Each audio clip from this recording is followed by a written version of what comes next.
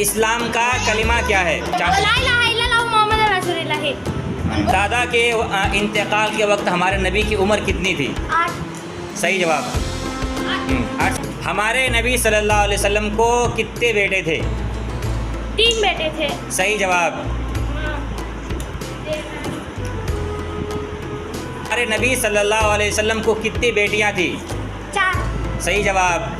चल दे। हमारे नबी सल्लल्लाहु अलैहि वसल्लम की कितनी बीवियां थी? 11। सही जवाब। मुल्क शाम कितने बार गए? 2। सही जवाब।